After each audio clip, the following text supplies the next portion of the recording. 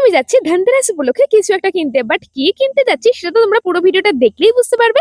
So high hello নমস্কার, আমি Jui and welcome back to my YouTube channel guys. So এখন বাজে ঘড়িতে ওই 12:30টার মতো, আর আমি দেখো এখানটাতে রেডি ফেডি হয়ে কিন্তু বাস স্ট্যান্ডে এসে বাসে উঠেও পড়েছি। আর আমি যেখানটাতে যাচ্ছি সেটা হলো আমার বাড়ি থেকে বাসে করে ওই মাত্র 15 মিনিট মতো। আর তোমরা অনেকে দেখলে আমাকে কমেন্ট করে বলছো দিদি তুমি কি চুলগুলোকে ছোট করে দিয়েছো, তো হ্যাঁ আমি রিসেন্টলি কিন্তু চুলগুলোকে কেটেছি। আর এই ছোট চুলের একটা যারা জানো তো এই যে বারবার করে চুলটাকে সাইডে সরাতে হয় আর লোকে দেখে ভাবে কি ওহো মেয়েটা দেখ স্টাইল মারছে, বাট না ভাই, আমাকে জেনুইনলি চুলগুলো বারবার করে সরাতে হয় না তো মুখের সামনে এসে পড়ে ভাই দেবে। আর এই হলো সেই জিনিসটি যেটা আমি আজকে ধনতেরাস উপলক্ষে কিনেছি, বাট এর মধ্যে কি আছে ওটা আমি তোমাদেরকে বাড়ি গিয়েই দেখাবো। আর এই জিনিসটা কেনার জন্য না আমি তিনটা দোকান ঘুরেছি, তারপরে গিয়ে এই জিনিসটা আমি কিনেছি। আর তারপরে ওখান থেকে বেরিয়ে দেখলাম রাস্তার পাশে না এখানটা কদবেল মাখার পেয়ারা মাখা হচ্ছে, সেই জন্য দেরি না করে কিন্তু ওগুলো এখানটা কিনে ফেললাম। দেন আমি সেখান থেকে চলে গেছিলাম একটা মিষ্টির দোকানে, আর সেখানে গিয়ে কিন্তু আমি অনেকগুলো পরিমাণে রসগোল্লা নিয়ে নিয়েছিলাম। আর এখানটাতে কিন্তু আরো অনেক রকমের ভ্যারাইটি ছিল মিষ্টির, বাট আমার বাড়ির লোক যেহেতু রসগোল্লাটা খেতে সব থেকে বেশি ভালোবাসে সেজন্য কিন্তু রসগোল্লাটাই নিয়েছিলাম।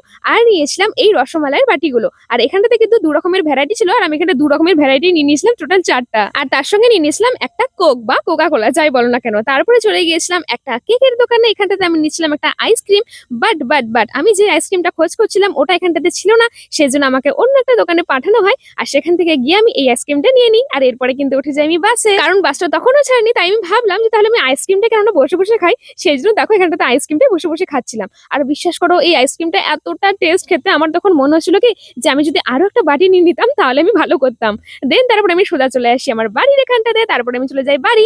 আর এখানটাতে দেখো এতটা পরিমাণে রোদ ছিল, মানে পুরো মুখটুকু আমার জ্বলে যাচ্ছিল, এতটা রোদ ছিল সেই টাইমটাতে। আর এই হলো সেই জিনিসটা যেটা কিন্তু আমি ধনতেরাস উপলক্ষে কিনেছি। আর এটা হলো একটি রূপোর কয়েন, যার দাম পড়েছিল 1087 টাকা। যদিও আমি এই জিনিসটা কেনার জন্য বাড়ি থেকে একদমই প্ল্যান করে যাইনি, আমি যে জিনিসটা কেনার জন্য গিয়েছিলাম সেই জিনিসটা না 3টা দোকান খোঁজ করে আমি পাইনি, তাই জন্য কিন্তু অবশেষে এই রূপোর এই দেখো এই কয়েনটা কিন্তু আমি কিনেছি। কেমন হয়েছে তোমরা কমেন্ট করে জানিয়ে তো। আর হ্যাঁ এর উপরে কিন্তু একটা গণেশ ঠাকুরের লক্ষ্মী ঠাকুরেরও ছবি আছে। তো হ্যাঁ এটাই কিনেছি আমি ধনতেরাস উপলক্ষে। আর যতক্ষণ আমি এই কদবেল মাখার পেয়ারা মাখাটা খাচ্ছি ততক্ষণে তোমরা ঝটপট একটা ভিডিওটাতে লাইক করে আমার চ্যানেল নতুন হয়ে থাকলে চ্যানেলটাকে অতি অবশ্যই সাবস্ক্রাইব করে দিও কিন্তু। তাহলে চলো আজ আসি, দেখা হচ্ছে এর পরের ভিডিওতে।